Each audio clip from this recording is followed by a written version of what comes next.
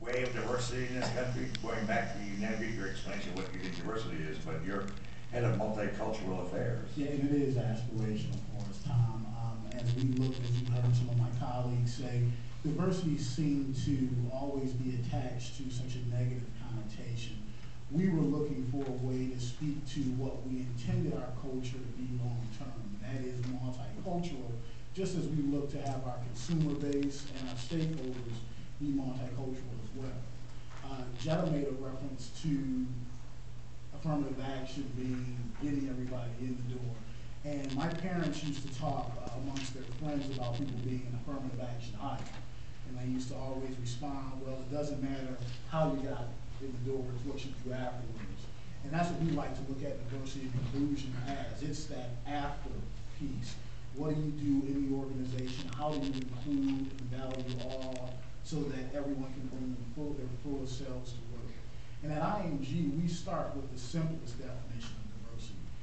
It's really about bringing together different elements, different qualities to create a better whole. And we try to do that because it's part of our core business principle, which is we respect each other.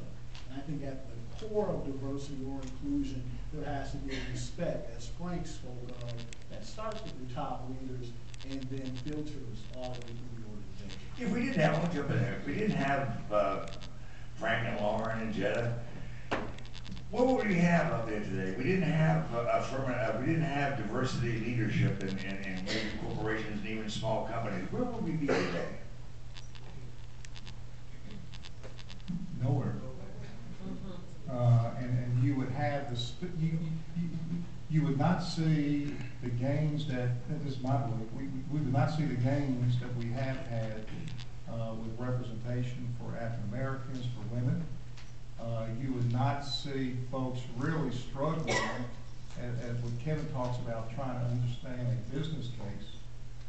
But I believe that many of the issues that we are defining as diversity are issues that was creating mistrust with management and employee disengagement when the organization was nothing but white men.